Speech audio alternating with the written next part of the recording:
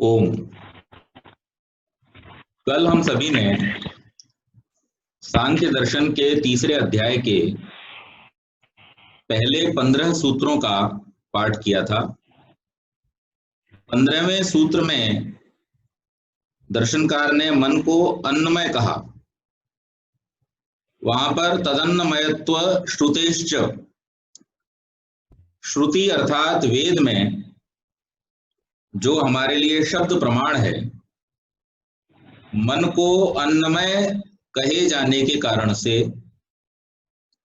यहां पर उन्होंने उसको अन्नमय कहा। अथर्ववेद में कहा गया है अन्नमय ही सौम्य मन। लेकिन यहां पर एक स्पष्टीकरण देते हैं कि मन को अन्नमय इस रूप में मानना है कि वो उससे प्रभावित होता है, ऐसा नहीं मानना कि वो उससे निर्मित होता है। तो इसलिए यहां पर इसका स्पष्टीकरण कर दिया गया। अब इसी प्रकार से जो मन है उसकी एक और स्थिति यहां पर स्पष्ट होती है कि वो परिच्छिन्न है। अगर अणु परिमाण है और वो एक स्थानीय है तो वो फिर क्या है? परिच्छिन्न है।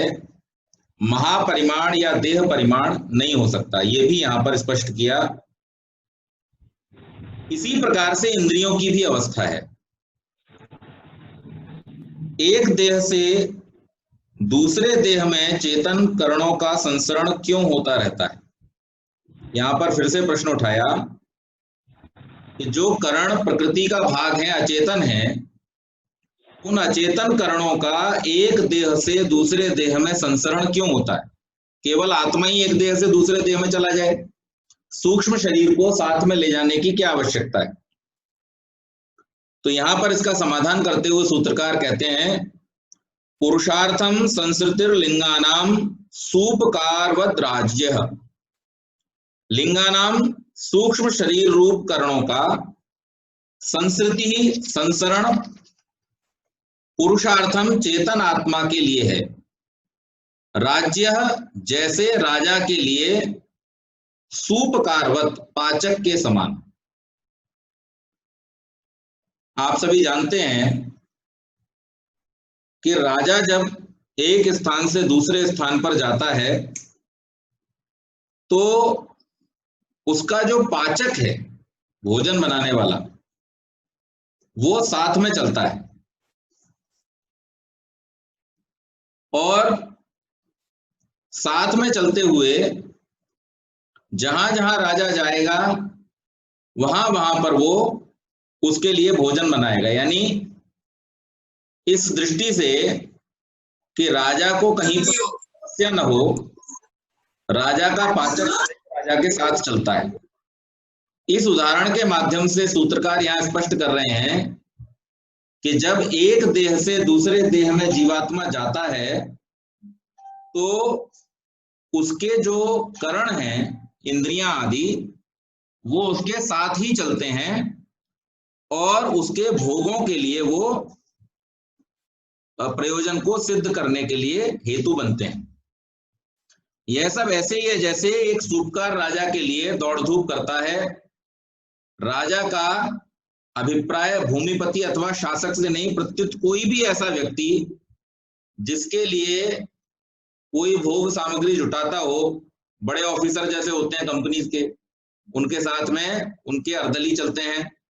तो ये सब उस दृष्टि से है कि जैसे किसी राजा के साथ में आर्मी में भी जो बड़े ऑफिसर होते हैं उनके साथ में पाचक आदि होता है, ड्राइवर होता है, उनके लिए जो जो चीजें आवश्यक हैं, जिन जिन कार्यों को उनके लिए संपन्न किया जाना है, उनके साथ में वो कराने वाले जो सहायक हैं वो दिए जाते हैं।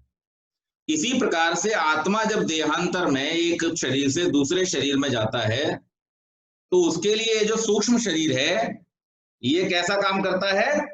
जैसे ये सेवक काम करते हैं, इसी प्रकार से ये उसके भोग और अपवर्ग के प्रयोजन को सिद्ध करने में उनका सहायक होता है। करणों के संबंध में विचार करने के अंतर अब स्थूल देह विषयक चर्चा की जाएगी, क्योंकि आत्मा के समस्त भोग स्थूल देह के सहारे ही हो पाते हैं। और ये कहा भी गया है, शरीर माध्यम खलु धर्म साधनम। ये जो हमारा भौतिक शरीर है, स्थूल शरीर है, यही सब प्रकार के हमारे जो भोग हैं और हमारे जो धर्म हैं, कर्तव्य हैं, उनको करने का साधन है। हम मन से अपने कर्तव्यों का पालन नहीं कर सकते। कोई व्यक्ति ये चाहे कि वो मन से ऑफिस में जाकर के अटेंडेंस लगा दे, तो उसकी अटेंडेंस काउंट नहीं होगी।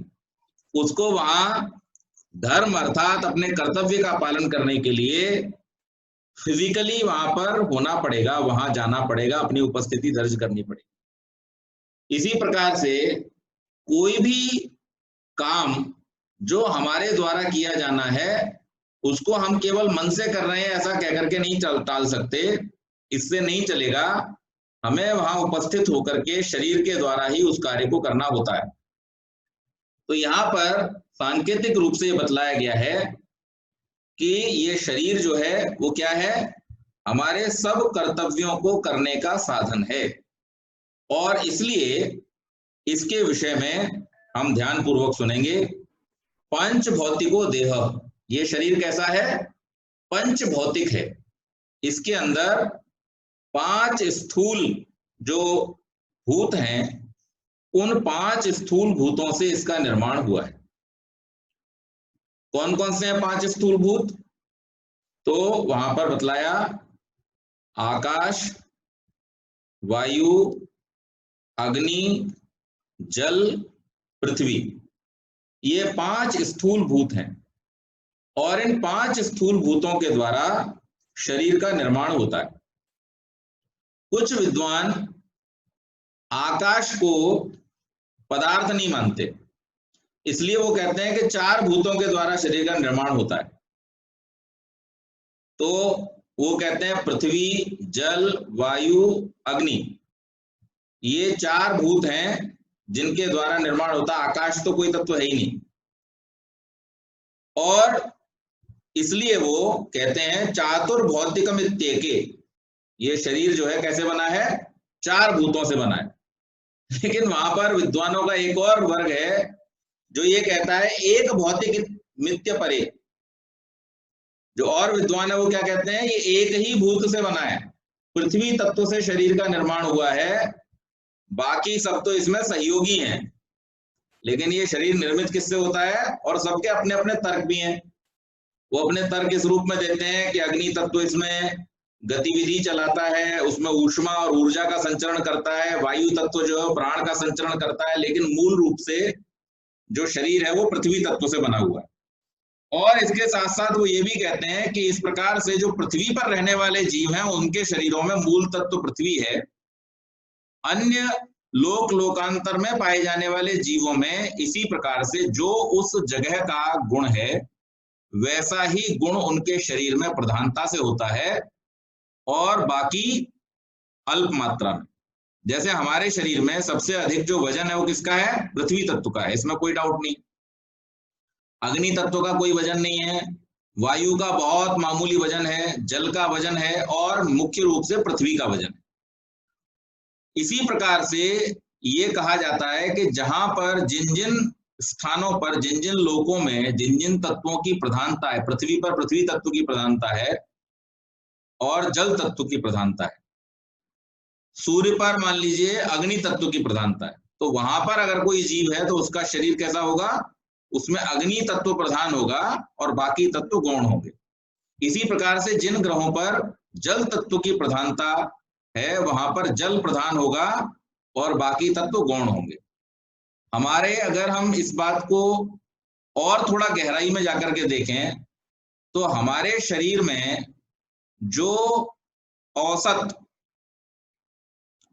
जिसे रेशियो कहते हैं, अनुपात जो है, आनुपातिक रूप से, एवरेज रूप से अगर हम इसको देखने का प्रयास करें तो हम ये पाते हैं कि जिस अनुपात में इस पृथ्वी पर जल और स्थल का भाग है लगभग उसी अनुपात में हमारे शरीर के अंदर भी जल और शुष्क का भाग, जो स्वस्थ व्यक्ति है।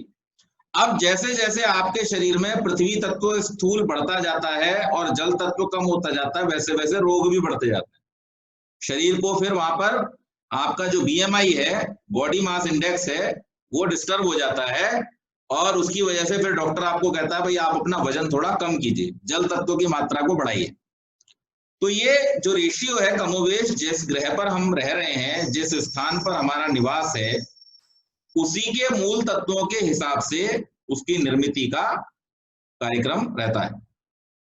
तो यहां पर अन्य अन्य विद्वानों ने अन्य अन्य तर्क दिए हैं कि पंच भौतिक है, 4 भूतों से बना है, 1 भूत से बना है, लेकिन दर्शनकार यहां पर 5 महाभूतों को ही स्वीकार करते हैं कि पंच महाभूतों का इस देह के निर्माण में योगदान है। अब यहां फिर एक प्रश्न उठाया, पहले कहा गया कि समस्त भोग स्थूल देह का संबंध होने पर हो सकते हैं, तब स्थूल देह को ही भोक्ता चेतन मान लेना चाहिए। अब जब आपने पिछले सूत्र में पढ़ा था कि भोग कब होंगे, जब सूक्ष्म और स्थूल दोनों शरीर मौजूद हों, उनकी उपस्थिति में ही हम या जीवात्मा सुख और दुख का भोग करता है, कर्मों को करता है। तो फिर यहां पर प्रश्न उठाया है कि अगर ऐसा ही है तो फिर स्थूल देह को ही क्यों ना भोक्ता मान लिया जाए। उसका समाधान करते हुए कहते हैं, न सांसिद्धिकम चैतन्यम प्रत्येका दृष्टे, प्रत्येका दृष्टे है, प्रत्येक भूत कण में न देखे जाने से भौतिक तत्व में सांसिद्धिकम स्वभावतः चैतन्यम, चेतनता।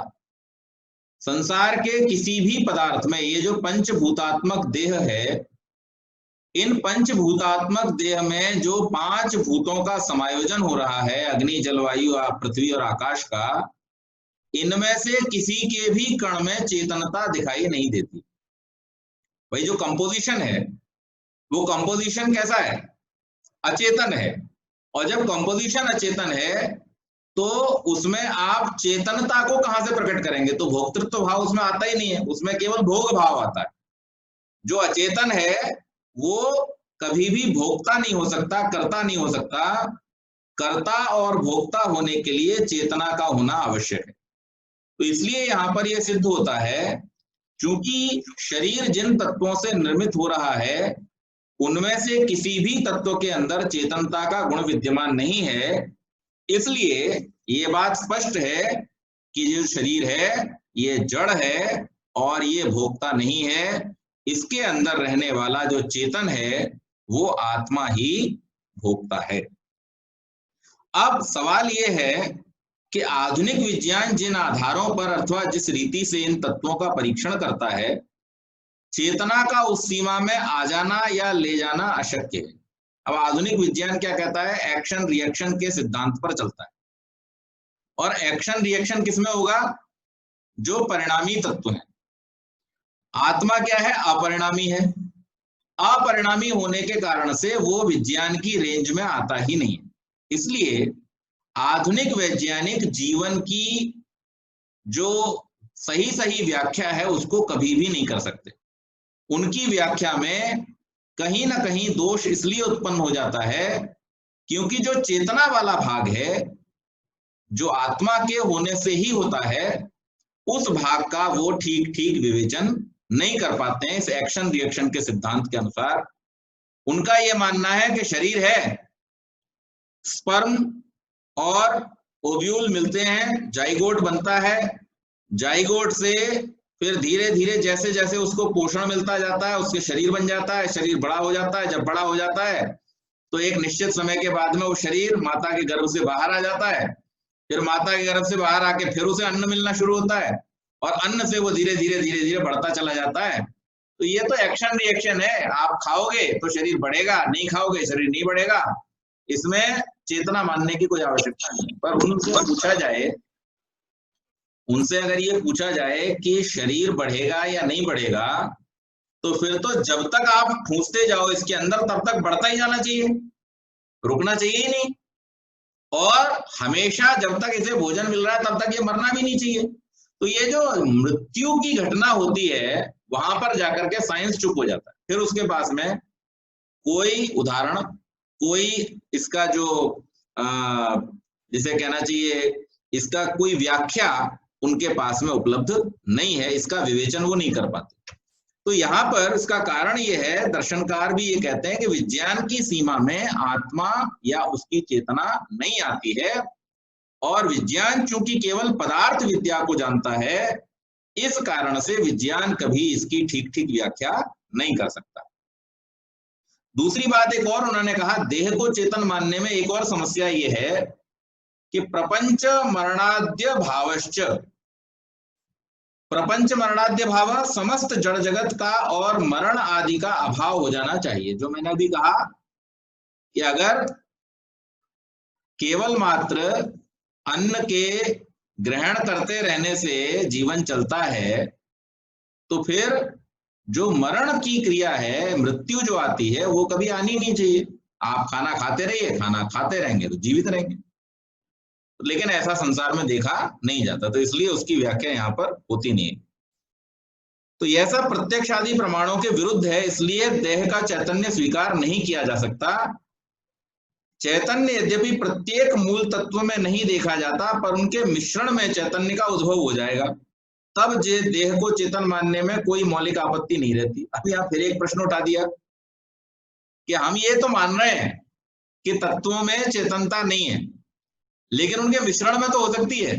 तो लुईस पाश्चर जो कहते थे कि आप पसीने से भीगी कमीज के अंदर गेहूं का चोकर भर के रख दो तो चूहा बन जाएगा, तो वो भी यही कहते थे कि तत्वों को मूल रूप में उनमें भले चेतनता न हो, लेकिन अगर उनको मिश्रण कर दिया जाए तो हो सकता है उसमें चेतनता उत्पन्न हो जाए। ऐसा मान लेते हैं तो फिर देह को चेतन मानने में कोई दिक्कत नहीं होनी चाहिए। तो वहां पर इसका भी, इस आशंका का भी समाधान करते हुए सूत्रकार कहते हैं कि मद शक्ति वच्चेत प्रत्येक परिदृष्टे सौक्ष्म्या सांहत्ये तदुद्भव चेत यदि मद शक्तिवत, मद शक्ति के समान भूतों में चैतन्य माना जाए, तो सौक्ष्म्यात्, सूक्ष्म रूप से, प्रत्येक परिदृष्टे, प्रत्येक द्रव्य में परीक्षक द्वारा मादकता के देखे जाने पर सांहत्य, उनके घोल में, तदुद्भव, मादकता का उद्भव प्रतीति संभव है। अनेक द्रव्यों को मिलाकर एक घोल तैयार किया जाता है जिसमें मादकता का उद्भव हो जाता है, पर उस घोल के प्रत्येक द्रव्य में पृथक रूप से मादकता की प्रतीति नहीं होती। इसी प्रकार यदि प्रत्येक मूल तत्व में चैतन्य का अस्तित्व नहीं है, तो भी तत्वों का मिश्रण होने पर चैतन्य का उद्भव हो जाना चाहिए, इसमें कोई बाधा नहीं। इस प्रकार जड़ मूल तत्वों का कार्य देह चेतन माना जा सकता है। इस पर समाधान देते हुए कहते हैं कि मादक घोल के प्रत्येक द्रव्य में सूक्ष्म रूप से मादकता का अंश देखा जाता है, इसी कारण उसके सांहत्य में अनेक द्रव्यों के मिश्रित घोल में मादकता का उद्भव होना संभव है, परंतु देह आदि भूत भौतिक द्रव्यों में ऐसा नहीं है। समस्त जगत के मूल तत्वों में भी किसी भी रूप में चेतना का अंश पाया नहीं जाता, इसलिए ऐसे तत्वों का कोई भी कार्य चेतन नहीं माना जा सकता। फलतः प्रत्येक देह में एक अतिरिक्त चेतन भोक्ता का स्वीकार किया जाना आवश्यक है। अब यहाँ पर जो हेतु दिया वो किस प्रकार से दिया कि जैसे शराब तैयार की जाती है, सीधे सीधे शब्दों में पकड़ लें, या कोई भी ऐसी नशीली वस्तु, तो नशीली वस्तु जिन चीजों से बनाई जाती है उनमें तो नशा होता नहीं, लेकिन फिर भी उनको मिश्रित करने से एक ऐसा पदार्थ तैयार हो जाता है जो नशीला है, जो नशा उत्पन्न कर देता है। तो इसी तरह ये क्यों ना मान लिया जाए कि जो प्रकृति के मूल तत्व हैं उनमें भले चेतनता न हो, लेकिन अगर उनको इस प्रकार से, इस ढंग से मिश्रित कर दिया जाए तो उनमें चेतना उत्पन्न हो जाए। तो वहां सूत्रकार इसका समाधान करते हुए कहते हैं कि ऐसा नहीं है, क्योंकि जिन तत्वों से वो घोल जो मादकता उत्पन्न करने वाला है, नशा करने वाला है, बनाया जाता है, उसमें सूक्ष्म अथवा अधिक रूप में मादकता मिश्रित होती है। जिन तत्वों से वो घोल बनाया जाता है, ये हो सकता है कि जिस प्रोसेस से आप बना रहे हो उससे मादकता बढ़ जाती है, लेकिन ऐसा नहीं है कि उसमें मादकता है ही नहीं और उसमें मादकता कहीं से आ गई, ऐसा नहीं होता है। उनमें कम रूप में या उस मिश्रण में से किसी एक में या दो तत्व में, 10 तत्वों को आप मिला रहे हैं, उन 10 तत्वों में से किन्हीं एक में या दो में मादकता का पाया जाना नितांत आवश्यक। ऐसा नहीं हो सकता कि मादकता उनमें से किसी भी तत्व में न हो और फिर मादकता उत्पन्न हो जाए। कम अधिक अंश में होना नितांत आवश्यक है। परंतु जिन तत्वों से शरीर का निर्माण होता है, देह का निर्माण होता है, उनमें कम या अधिक किसी एक में अथवा सब में किसी में भी चेतनता का पाया जाना नहीं होता है, और इसलिए उनके मिश्रण से चेतना आ जाएगी, ऐसा माना जाना ये उपयुक्त नहीं है, ये युक्ति संगत नहीं है, ये प्रमाणित नहीं होता। फिर प्रश्न किया कि एक देह से देहांतरों में करणों का संसरण पुरुष के भोगापवर्ग प्रयोजन को सिद्ध करने के लिए बताया गया। इस क्रम में अपवर्ग की स्थिति कब आती है? अब भोग और अपवर्ग के लिए बतलाया ना, बार बार जब भी सूत्र आ रहा है और उसमें भोगों की स्थिति को, इंद्रियों की, करणों की स्थिति को, पंच महाभूतों की स्थिति को और पंच महाभूतात्मक देह की स्थिति को जब जब बोला जा रहा है, तब तब दर्शनकार ये कह रहे हैं कि क्या है प्रयोजन? भोग और अपवर्ग की सिद्धि, भोग और अपवर्ग की सिद्धि, बार बार ये शब्द दोहराया जा रहा है। तो बोले भोग तो हम समझ गए, लेकिन अपवर्ग की स्थिति कब आती है वो बतलाइए। तो वहां पर कह रहे हैं ज्ञानान मुक्ति, ज्ञान के द्वारा मुक्ति होती है। चेतन अचेतन के भेद के साक्षात्कार होने पर अपवर्ग सिद्ध होता है। आत्मा का साक्षात्कार हो जाने से मोक्ष की स्थिति प्राप्त होती है। संसार में प्राकृत करणों से आविष्टित रहता हुआ आत्मा सांसारिक भोगों में बराबर आसक्त बना रहता है, पर जब कभी किन्हीं कारणों से उसकी आध्यात्म भावना जागृत होती है, उसकी प्रवृत्ति बाह्य विषयों की ओर से हटकर जो केवल भोगों को संपन्न करते हैं अंतर की ओर झुक जाती है, तब आत्मा अपने शुद्ध रूप को जानने के लिए बेचैन हो उठता है, इंद्रिय संयम पूर्वक समाधि लाभ के लिए प्रयत्नशील होता है। तब दृढ़ एवं निरंतर अभ्यास से समाधि लाभ के अनंतर अपने शुद्ध चेतन स्वरूप को साक्षात अनुभव करता है। वह देखता है कि अचेतन अशुद्ध परिणामी प्रकृति से यह सर्वथा भिन्न है, और तब करणों का समस्त व्यापार उसके लिए समाप्त हो जाता है। यही आत्मा के अपवर्ग की स्थिति है। अज्ञान के कारण से, मिथ्या ज्ञान के कारण से, अविद्या के कारण से, अविद्यादि पंच क्लेशों के कारण से, ये सारे के सारे कारण हैं। और इसमें जो और कारण बतलाए थे, प्रमाद के कारण से, आलस्य के कारण से, मिथ्या ज्ञान हो जाने के कारण से, सांसारिक पदार्थों में ही अनुरक्ति हो जाने के कारण से, समाधि लाभ का देर तक प्राप्ति न होने के कारण से डिप्रेस हो गए कि भाई हम तो इतना प्रयास कर रहे हैं लेकिन हमको कोई उपलब्धि नहीं हो रही, सिद्धियों की प्राप्ति न होने के कारण से। बहुत सारे कारण जो योग दर्शन में बतलाए थे, उनमें प्रमुख कारण फिर भी मिथ्या ज्ञान या अविद्या ही था। तो अविद्या के कारण से क्या होता है कि जीवात्मा अपने और प्रकृति के स्वरूप का जो भेद है उसको ठीक प्रकार से नहीं समझ पाता, और ठीक प्रकार से न समझ पाने के कारण से उसको पकड़े रहता है, छोड़ता ही नहीं। और जब तक ये पकड़े रहता है तब तक ये भी इसे पकड़े रहती है। प्रकृति भी कब तक पकड़े रहती है? ये सूक्ष्म शरीर और स्थूल शरीर जो है, ये इसको कब तक पकड़े रहते हैं? जब तक ये इनको पकड़े रहता है। और जैसे ही आत्मज्ञान के प्राप्त होने की स्थिति में ये इनको छोड़ देता है, तब ये भी, ये जो करण है, अंतःकरण और बाह्य करण, ये सब भी आत्मा को स्वयं ही छोड़ देते हैं। और जब ये छूट जाता है तो ऋषि दयानंद के शब्दों में कहूं तो ऋषि दयानंद से जब पूछा गया मुक्ति क्या है, तो सीधे सीधे कहते हैं छूट जाना। किससे छूट जाना? जिससे सब छूट जाना चाहते हैं। किससे छूट जाना चाहते हैं? दुख से सब छूट जाना चाहते हैं। तो हमारे जो इस शरीर के कारण से और इस शरीर के बंधनों के कारण से नाना प्रकार के हमारे जो दुख हैं, उन दुखों के छूट जाने का जो उपाय है वो क्या है? वो केवल और केवल विद्या है, ज्ञान है, और इसके बिना नहीं हो सकता। तो सबसे पहले तो हमें ज्ञान प्राप्त होना है। ज्ञान इस रूप में प्राप्त होना है कि क्या वस्तु स्थिति है। अभी जो हम प्राप्त कर रहे हैं यहां पर वो क्या है? ज्ञान है। लेकिन इस ज्ञान को विद्या के स्तर पर हमें अभ्यास के द्वारा उतारना है। अगर हमने इस ज्ञान को केवल ज्ञान के स्तर पर छोड़ दिया तो फिर मुक्ति नहीं होगी। मुक्ति कब होगी?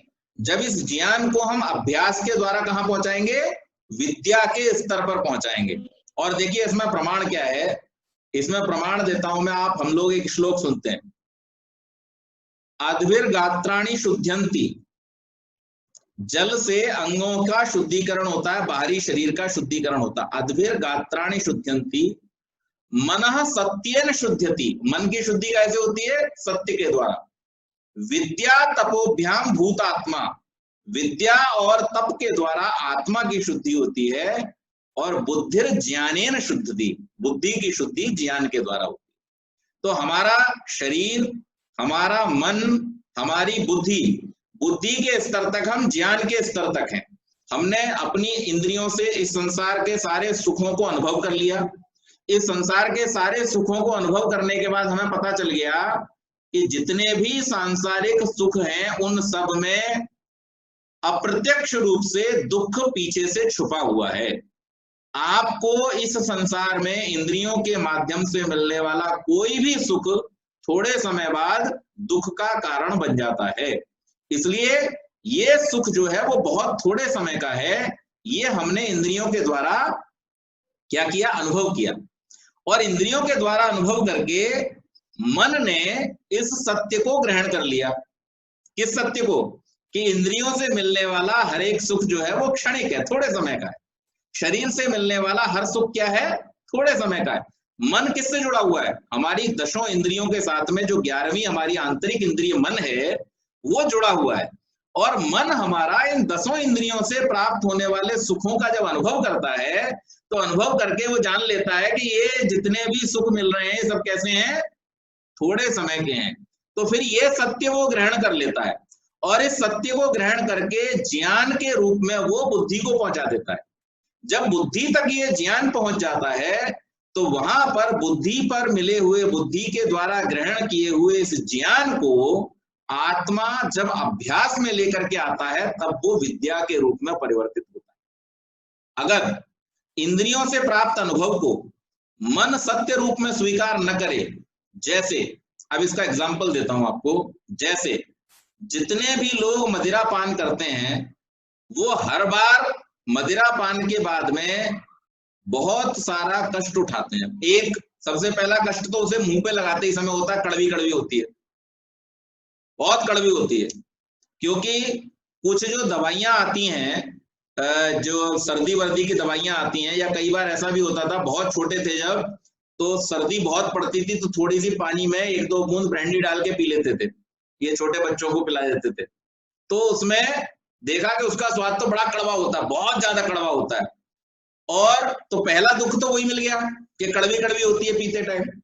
दूसरा दुख क्या मिला कि उससे जितने समय तक उसका असर रहता है हम बुद्धि का प्रयोग नहीं कर पाते।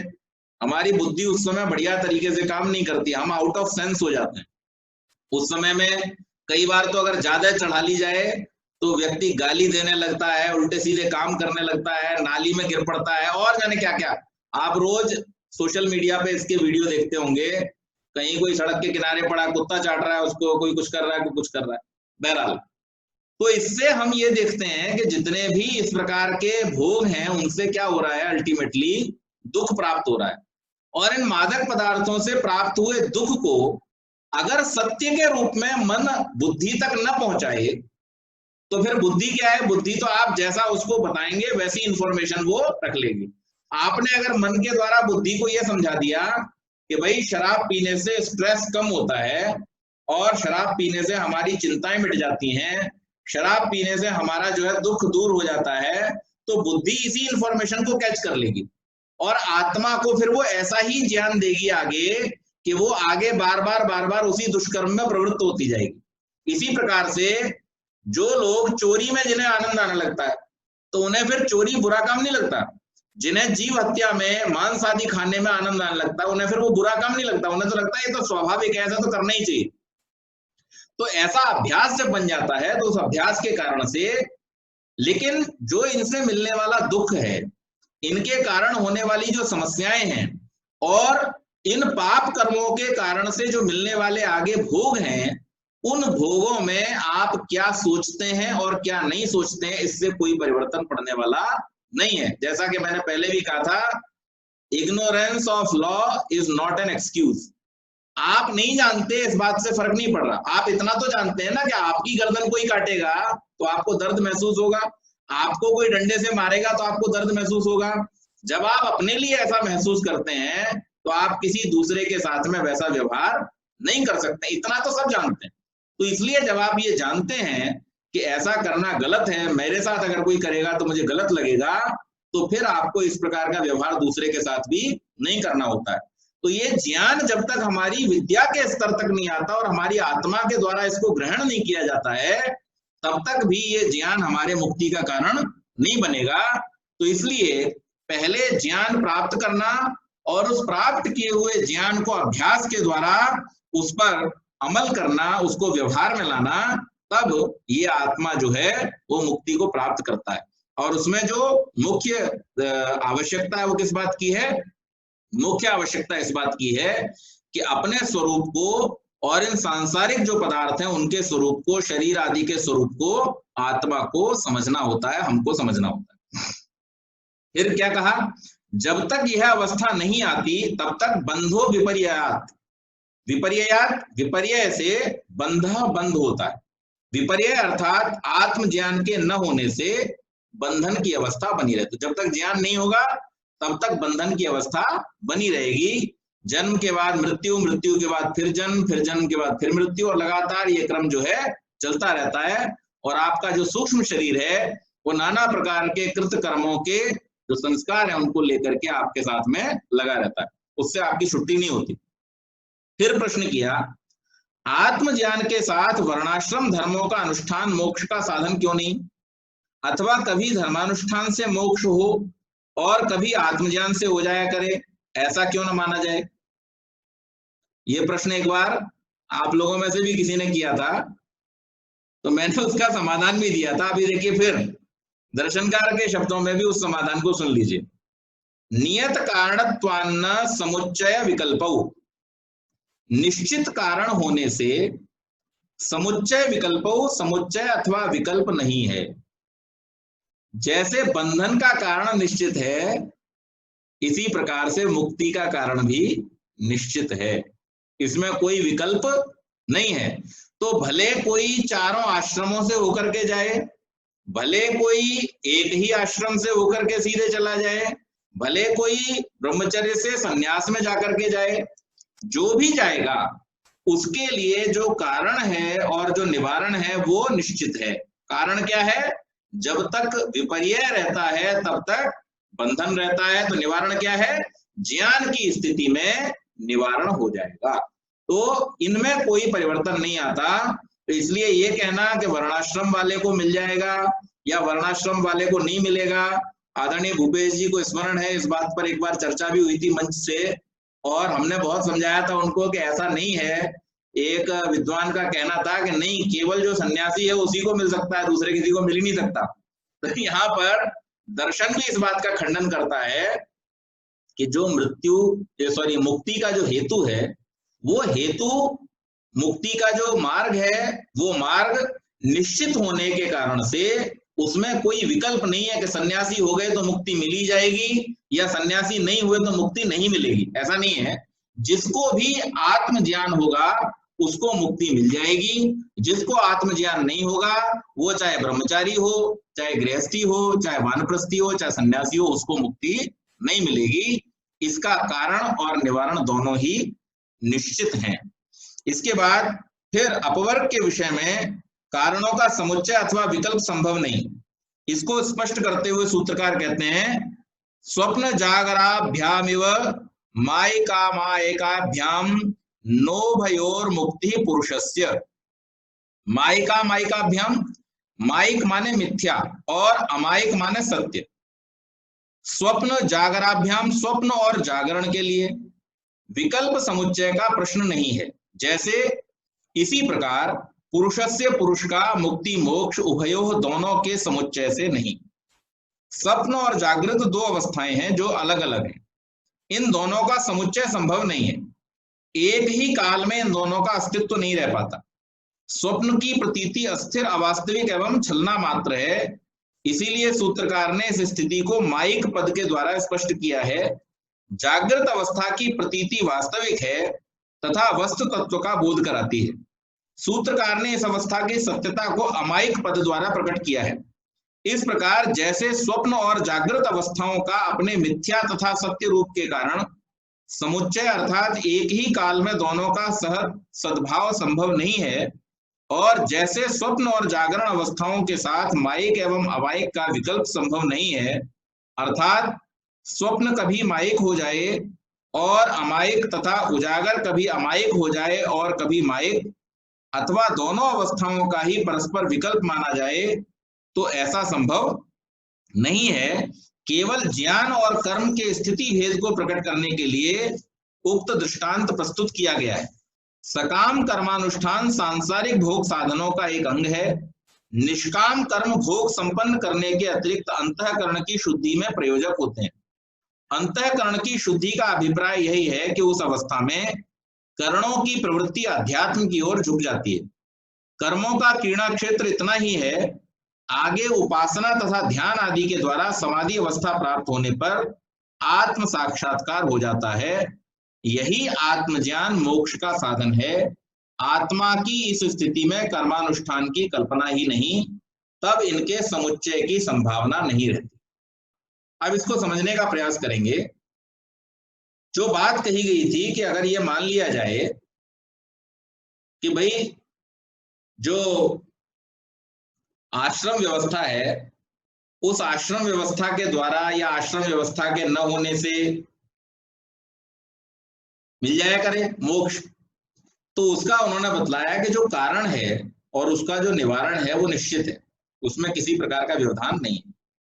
इस अर्थ को दूसरे प्रकार से भी लोग ट्रांसलेट कर सकते हैं, लेकिन हमें इसके गलत अर्थ में नहीं जाना। इस अर्थ को इस रूप में भी ट्रांसलेट किया जा सकता है इसको कि नहीं, आश्रम में चौथे आश्रम में ही जाकर के संभव है, लेकिन ऐसा ट्रांसलेट हमको नहीं करना है क्योंकि ये गलत अर्थ होगा। सही अर्थ ये है, यहां पर सूत्रकार ने बताने का प्रयत्न किया है कि चूंकि उसका कारण निश्चित है। कारण क्या था? विपर्य ज्ञान और मिथ्या ज्ञान, अविद्या, ये बंध का कारण था। और उसका जो मुक्ति का साधन है वो क्या है? ज्ञान, विद्या या सही ज्ञान, ठीक ज्ञान, यथार्थ ज्ञान। यथार्थ ज्ञान को हम इस रूप में लें कि आत्मा और प्रकृति के भेद का ज्ञान हो जाना। जब इन दोनों का कारण भी निश्चित है और निवारण भी निश्चित है, तो इस बात का कोई फर्क नहीं है कि वो किस व्यक्ति ने किस स्थिति में प्राप्त किया है।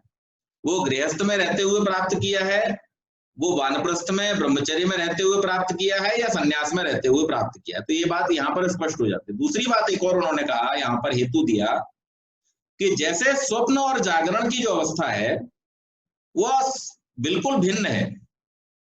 कैसे? जो जागा हुआ है वो सोया हुआ नहीं हो सकता, और जो सोया हुआ है वो जागा हुआ नहीं हो सकता। तो जैसे जागरण और स्वप्न की अवस्था भिन्न, मैंने आप लोगों को एक कथा सुनाई थी, फिर एक बार रिपीट कर देता हूं, यहाँ प्रसंग है तो। उपनिषद की कथा है कि एक बार अंधकार गया प्रजापति के पास और वहां जाकर के उनसे शिकायत की कि भाई ये जो सूर्य है, ये सूर्य मुझे चैन से रहने नहीं देता, मुझे परेशान करता है, मेरे पीछे दौड़ता रहता है। तो उन्होंने कहा ठीक है भाई, आपकी शिकायत नोट कर ली गई है, आपका समाधान किया जाएगा।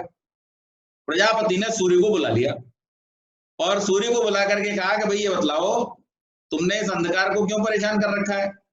बोले साहब मैंने तो देखा ही नहीं कभी अंधकार को, मैं परेशान कैसे करूंगा, मैं जानता ही नहीं कौन है अंधकार। तो बोले अरे वो कल शिकायत लेके आया था हमारे पास। बोले एक काम कीजिए साहब, आमना सामना करवा दीजिए, अभी स्पष्ट हो जाएगा। तो प्रजापति भी सूर्य के सामने थोड़ी अंधकार को ला सकते हैं। तो वहां पर न कभी आना जाना आमना सामना होगा, न कभी इस बात का समाधान निकलेगा, क्योंकि ये सर्वथा विपरीत अवस्थाएं हैं। इसी प्रकार से जो सोया हुआ है वो जागा नहीं है, जो जागा हुआ है वो सोया नहीं है।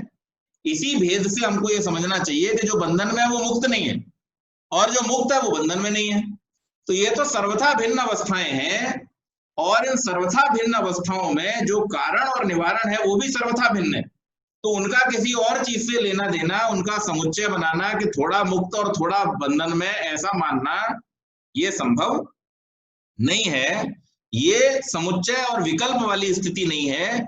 यहां पर तो निश्चित रूप से ही इसको स्वीकार करना होगा, मानना होगा कि जिसको ज्ञान हो जाएगा, आत्म साक्षात्कार हो जाएगा, उसकी मुक्ति संभव है, और जिसका आत्म साक्षात्कार की स्थिति नहीं आएगी उसकी मुक्ति संभव नहीं है। फिर आगे प्रश्न किया, मोक्ष लाभ में कर्मानुष्ठान किसी रूप में साधन नहीं, फिर कर्मों का अनुष्ठान क्यों किया जाता है?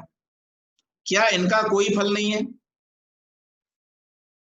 यहां पर अब तक जो चर्चा की गई मुक्ति के संबंध में, तो वहां पर ये कह रहे हैं कि भाई जो भी कर्म आप करते हैं, जब आप आत्म साक्षात्कार की स्थिति में पहुंचने के लिए समाधिस्थ होते हैं, उस समय आपकी सारी बाहरी क्रियाएं जो हैं वो रुक जाती हैं, आपके सारे बाहरी कार्यकलाप समाप्त हो जाते हैं। यहां तक कि जो समाधि प्राप्त करने के लिए किए जाने वाले प्रयत्न हैं वो भी समाप्त हो जाते हैं। आपने योग दर्शन में ये पढ़ा है कि योग दर्शन में प्रत्याहार के बाद जब धारणा, ध्यान और समाधि की स्थिति आती है, वहां पर वो क्या कहते हैं, यहाँ पर अक्रिया की प्रधानता है, यहाँ पर क्रिया समाप्त हो गई। प्रत्याहार तक क्रिया थी, अब इसके बाद में क्रिया नहीं है, क्रिया समाप्त हो गई। अब यहाँ पर अक्रिया की प्रधानता, जितना जितना स्थैर्य आपको प्राप्त हो जाएगा, जितनी जितनी मन की, चित्त की स्थिरता आपको प्राप्त होती जाएगी, उतना उतना आप अपने प्रयोजन की सिद्धि में सक्षम होंगे।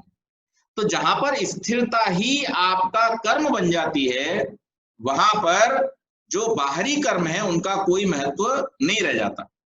तो यहां पर ये कह रहे हैं जब उनका कोई महत्व ही नहीं रह जाता है तो फिर कर्म किया ही क्यों जाए?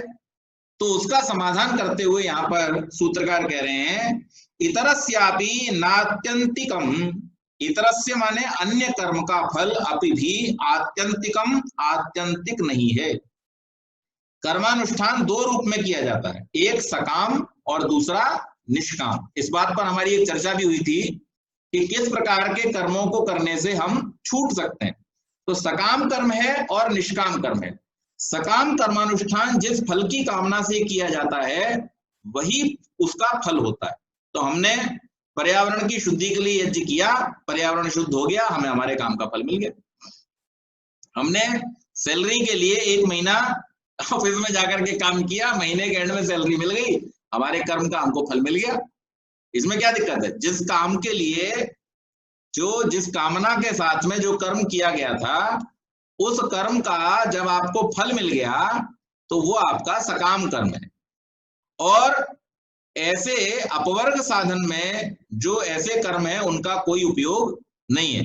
मोक्ष की सिद्धि के लिए आप ऐसे काम करते रहें और आपको अगर ऐसा लगता है कि मोक्ष की सिद्धि हो जाएगी, तो ऐसे कार्यों से मोक्ष की सिद्धि नहीं होगी। ये पहले भी बतलाया जा चुका है कि यज्ञ आदि जो वैदिक कर्म है और धन आदि का संग्रह जो लौकिक कर्म है, या लोगों की सहायता करना, कुआं बावड़ी आदि बनवाना जो लौकिक कर्म है, इन दोनों प्रकार के कर्मों के परोपकारार्थ होने के बावजूद भी सकाम होने के कारण से ये कैसे रहेंगे? सकाम ही रहेंगे।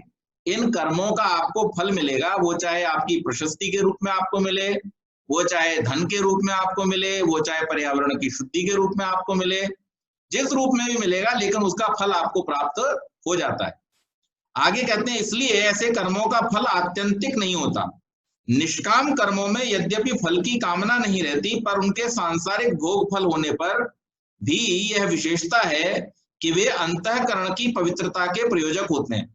कामना ईर्ष्या, द्वेष आदि को अधिक मात्रा में बढ़ाकर अंतःकरण को दूषित कर देती है। निष्काम कर्मानुष्ठान में यह स्थिति यद्यपि नहीं रहती, तथापि ऐसे कर्मों के फल भी आत्यंतिक नहीं होते। कर्म और ज्ञान के फलों में यही अंतर है कि कर्मों के फल अल्पकाल तक रहते हैं, पर ज्ञान का फल आत्यंतिक होता है। आत्यंतिक का अभिप्राय अत्यधिक काल भी है। इसलिए कर्म ऐहिक भोगों की प्राप्ति के लिए किए जाते हैं और आत्मज्ञान अथवा विवेक ज्ञान अपवर्ग के लिए। इसी कारण इनका समुच्चय संभव नहीं है, जैसा कि पिछले सूत्र में बतलाया गया। यहां पर ये कह रहे हैं कि आप सकाम और निष्काम कर्म किस रूप में करते हैं। तो एक बार आदरणीय रजनीश जी ने भी ये प्रश्न किया था कि जो निष्काम कर्म है, और भूपेश जी ने भी प्रश्न किया था कि जो समाज की भलाई के लिए या इस प्रकार से जो काम किए जा रहे हैं उसमें हमारी अपनी तो कोई पर्सनल इच्छा नहीं है, अपने पर्सनल फायदे के लिए तो हम वो नहीं कर रहे हैं, लेकिन फिर भी क्या वो हमें फल देने वाले होंगे। तो यहाँ पर ये स्पष्ट किया है कि हाँ, वो आपको फल देने वाले होंगे, पहली बात। दूसरी बात, उनका जो फल है वो दीर्घकालिक नहीं है। जैसे आपने आज यज्ञ किया, यज्ञ आपने पूरी तरह से परोपकार की भावना से ही किया है, आपका उसमें कोई कामना नहीं है, चलिए उसको निष्काम मान लिया हमने एक तरह से। निष्काम मानने के बावजूद भी उस यज्ञ का फल कितनी देर तक है? तो जो उससे पर्यावरण की शुद्धि हुई या जीवों को जो लाभ हुआ वो कितने समय के लिए हुआ? वो थोड़े समय के लिए हुआ। तो वो आत्यंतिक नहीं है, लंबे समय तक वाला नहीं है। लेकिन यहां पर फिर स्पष्ट करते हुए सूत्रकार कहता है कि आपको अगर अपवर्ग की सिद्धि करनी है तो अपवर्ग की सिद्धि का साधन केवल और केवल ज्ञान है। क्यों? क्योंकि ज्ञान प्राप्ति जो है वो आत्यंतिक फल की देने वाली है, मतलब उसका फल कभी नष्ट नहीं होता है। जो ज्ञान आपने प्राप्त कर लिया, जो विद्या आपने अपने अंदर धारण कर ली, उस विद्या का फल दीर्घकालिक होता है और वही आपको मोक्ष तक ले जाने में सफल होता है, समर्थ होता है।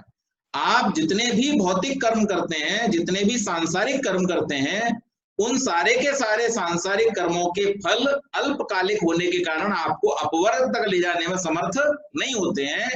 सांसारिक कर्मों में केवल मात्र विद्या प्राप्ति ऐसा कर्म है, इसीलिए इसको मोक्ष का साधन कहा गया है। तो यदि आप वास्तव में अपवर्ग की सिद्धि चाहते हैं तो उसका एक ही मार्ग है, अपने ज्ञान को बढ़ाइए। ज्ञान जैसे जैसे आपका बढ़ता जाएगा और जब वो विद्या के स्तर पर आता जाएगा, यजुर्वेद में मंत्र आया है उसमें भी इसी बात को बड़े अच्छे शब्दों में कहा गया है, विद्याम च यस्तद वेदो भयम सह अविद्या मृत्युम तीर्थवा विद्यामृतमश्नुते। कि विद्या और अविद्या अर्थात ज्ञान और कर्म को जो ठीक ठीक जानता है और उसका ठीक ठीक विनियोग, ठीक ठीक उपयोग अपने जीवन में करना सीख लेता है, वो कर्म के द्वारा सांसारिक दुखों से पार हो जाता है और ज्ञान के द्वारा अमृत को, अपवर्ग को सिद्ध कर लेता है। तो यहां पर भी वही बात कही जा रही है कि जितने भी सांसारिक कर्म है वो आपको सांसारिक दुखों से बचाने के लिए हैं, लेकिन इन दुखों की अत्यंत निवृत्ति, फिर मैं जाऊंगा पहले सूत्र पर। इस दर्शन की, सांख्य दर्शन की शुरुआत कहां हुई थी? अत त्रिविध दुखात्यंत निवृत्ति अत्यंत पुरुषार्थ। हम यहाँ पर थोड़े टाइम के लिए सोल्यूशन ढूंढने नहीं बैठे हैं, हमारा यहाँ पर जो सोल्यूशन होगा वो कब के लिए है?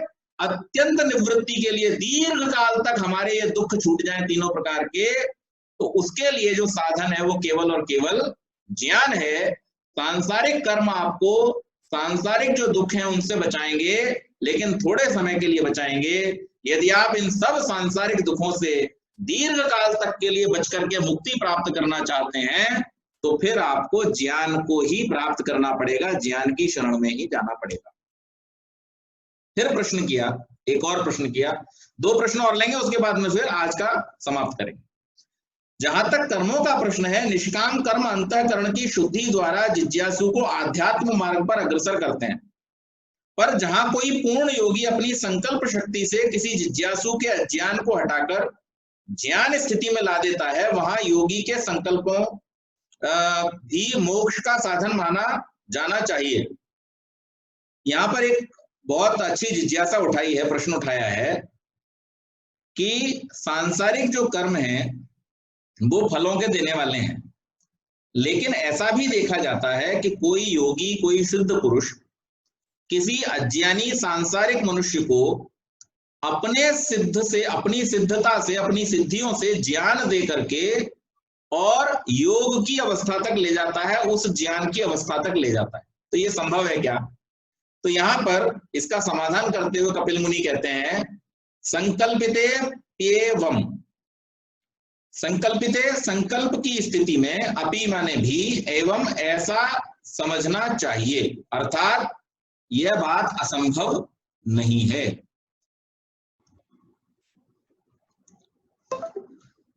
हाँ जी, आवाज आ रही है? हाँ पंडित जी आ रही है। हाँ हाँ जी। वो फोन लगाया हुआ था चार्जिंग पे, लेकिन वो बंद हो गया, स्विच ऑन करना भूल गए तो वो बंद ही हो गया पूरा। खैर, तो यहां पर ये कहा है कि संकल्प की स्थिति में भी ऐसा ही समझना चाहिए, अर्थात वह आत्यंतिक नहीं है। योगी के संकल्प द्वारा प्रस्तुत स्थल में भी पूर्वोक्ति स्थिति ही समझनी चाहिए। योगी जहां अपने प्रबल संकल्प के द्वारा किसी जिज्ञासु पर शक्ति का संचार करता है और जिज्ञासु उस समय एक ज्ञानी जैसी अवस्था का अनुभव करता है, वह आत्यंतिक नहीं प्रत्युत सर्वथा अस्थायी है। संचारित शक्ति का प्रभाव रहने तक वह जिज्ञासु ज्ञानी जैसी स्थिति का अनुभव कर सकता है। यह अवश्य है कि उसकी यह स्थिति उसको आध्यात्म मार्ग पर अग्रसर करने के लिए अत्यधिक सहायक होती है। जैसे निष्काम कर्म आध्यात्म मार्ग के लिए उपयोगी हैं, वैसे ही कुछ अधिक मात्रा में योगी का संकल्प जिज्ञासु को आध्यात्म मार्ग के लिए सहायक होता है। तदनंतर निरंतर अभ्यास, दृढ़ वैराग्य आदि के द्वारा समाधि लाभ करके जिज्ञासु जब आत्म साक्षात्कार कर लेता है, तब आत्म ज्ञान से मोक्ष स्थिति को प्राप्त करता है। इस प्रकार योगी का संकल्प भी किसी के लिए अपवर्ग का सीधा सीधा साधन नहीं हो सकता। तो यहां पर यह प्रश्न उठाया कि अगर योगी चाहे तो क्या वो अपने संकल्प शक्ति के द्वारा, अपनी सिद्धि के द्वारा दूसरे को कर सकता है? बोले हाँ, ये असंभव नहीं है, लेकिन उसका जो स्थायित्व होगा वो थोड़े समय के लिए होगा। ऐसा नहीं है कि वो उसको मोक्ष प्राप्त हो जाएगा, लेकिन हाँ, अपवर्ग की तरफ चलने के लिए जो वैराग्य की आवश्यकता है, वो वैराग्य, वो ज्ञान उसको प्राप्त हो जाएगा, जिससे वो उस दिशा पर चलने के लिए आरूढ़ हो जाएगा। लेकिन जब तक स्वयं अभ्यास नहीं करेगा, जब तक स्वयं उसको वैराग्य उत्पन्न नहीं होगा, तब तक सर्वथा निकल जाना, मुक्ति प्राप्त हो जाना असंभव है। संकल्प भी, योगी का संकल्प भी उसको मुक्ति नहीं दिला सकता, लेकिन हाँ, मुक्ति के मार्ग की ओर प्रवृत्त कर सकता। अब आपको एक उदाहरण देता हूं। जिस समय रायबरेली में स्वामी जी गए हुए थे, तो वहां पर जो वहां के तहसीलदार थे, जिनका नाम था नानक चंद जी, नानक चंद जी के बेटे थे जिनका नाम था मुंशीराम। मुंशीराम बैरिस्टर थे, पढ़े लिखे, लेकिन आधुनिक विचारों के, और आधुनिक विचारों के साथ साथ उनमें आधुनिक, जो उस समय आधुनिक जिसे कहा जाना चाहिए, वो सारे गुण भी आ गए थे। यानी मद्य आदि का सेवन भी करने लगे थे, मांस आदि भी खाने लगे थे, इस तरीके की बहुत सारी बुराइयां उनके जीवन में आ गई। नानक चंद जी इस बात से बड़े चिंतित थे, और उन्होंने जब व्यवस्था उनको दी गई कलेक्टर के द्वारा कि ये जो स्वामी जी आए हैं, इनके प्रवचनों की और सुरक्षा आदि की व्यवस्था आपको करनी है, तो वो वहां पर गए, और धार्मिक प्रवृत्ति के होने के कारण वो थोड़ा बहुत कभी कभार सुनने के लिए भी चले जाते थे। जब उन्होंने महर्षि दयानंद को सुना तो उनके मन पे बड़ा प्रभाव पड़ा, और प्रभाव पड़ा तो उन्होंने सोचा कि अगर मैं मुंशीराम को यहाँ ले आता हूं तो हो सकता है कि उसके जीवन में कुछ परिवर्तन आ जाए। और इस परिवर्तन की इच्छा से वो मुंशीराम के पास जब पहुंचे तो उन्होंने कहा, बेटा मुंशीराम, एक महात्मा जी आए हैं, बड़े तार्किक हैं, बड़े विद्वान हैं, मैं चाहता हूं कि तुम उनसे मिलो और अपनी शंकाओं का समाधान करो। तो मुंशीराम जी पिताजी के कहने पर वहां चले गए। रोज मुंशीराम जी जाके बैठ जाते थे, सुनते रहते थे, प्रश्न पूछते थे, सुनते रहते थे, प्रश्न पूछते थे। एक दिन मुंशीराम जी ने स्वामी जी से कहा, स्वामी जी, आपके ये विद्वत्तापूर्ण जो तर्क हैं वो सब मुझे स्वीकार्य हैं, मेरे हर प्रश्न का आपने समाधान कर दिया, लेकिन फिर भी मुझे ईश्वर पर विश्वास नहीं होता। तो स्वामी जी कहते हैं, मैंने ऐसी प्रतिज्ञा कब की थी कि मैं तुम्हें ईश्वर पर विश्वास दिला दूंगा? तुमने प्रश्न पूछा, मैंने उत्तर दिया, ये तर्क की बात थी। लेकिन मुंशीराम, ईश्वर पर विश्वास तुम्हें उस दिन होगा जिस दिन तुम्हारे ऊपर ईश्वर की कृपा होगी। ये कहना एक दृष्टि से बाहर था, लेकिन वहां पर जब हम योगी की सिद्धियों के बारे में बात कर रहे हैं तो हमें समझ में आता है कि वहां ऋषि दयानंद जो स्वयं एक सिद्ध योगी थे, उन्होंने उनका मन तो वहीं पर परिवर्तन कर दिया, और मन परिवर्तन करके जो वैराग्य की लौ उनके मन में उन्होंने जला दी, उस वैराग्य की लौ ने किस प्रकार से आगे जाकर के काम किया ये हमने देखा। इसी प्रकार से अमीचंद भी जब उनके मित्र उनको लेके गए कि भाई ये आदमी तहसीलदार है, इतना पढ़ा लिखा है, इतना योग्य है, इतने अच्छे भजन गाता है, कवि है बहुत अच्छा, और स्वामी जी के सामने जब ले गए, एक दो बार उन्होंने स्वामी जी के सत्संग में भजन भी गाए। स्वामी जी उनके भजनों से बड़े प्रभावित होते थे, बहुत सुंदर भजन, बड़ा मधुर कंठ।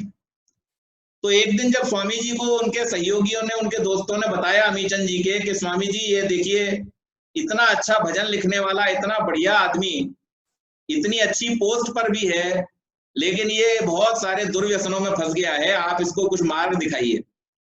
तो स्वामी जी ने अमीचंद को बुलाया और कहा, अमीचंद तुमसे बस इतना ही कहना चाहता हूं कि हो तो तुम हीरे, लेकिन न जाने क्यों कीचड़ में पड़े हुए। और इतना सुनना था कि अमीचंद का जीवन जो था उसमें वैराग्य की लौ जाग गई, और फिर उन्होंने जिस तरीके से अपने जीवन को परिवर्तन किया वो इतिहास है, हम सब जानते हैं। कहने का अभिप्राय कि जब कोई सिद्ध पुरुष, जब कोई योगी चाहता है तो वो मुक्ति तो नहीं दिला सकता, लेकिन मुक्ति की ओर प्रवृत्ति अवश्य कर सकता है। यहाँ दर्शनकार कपिल मुनि कह रहे हैं जब कोई ये चाहता है कि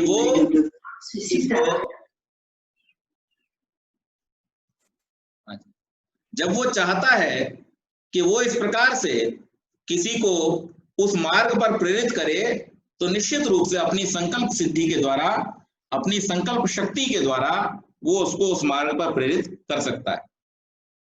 फिर यहां पर एक और प्रश्न किया, क्या कोई योगी बिना किसी अन्य साधन के एक अज्ञानी को आत्मज्ञानी की अवस्था तक अचानक ला सके, ऐसा संभव है? तो फिर यहां सूत्रकार कहते हैं, भावनोपचया शुद्धस्य सर्वम प्रकृतिवत, शुद्ध अंतःकरण योगी के समाधि भावना की अत्युत्कृष्ट स्थिति से सब प्रकृति के समान संभव है।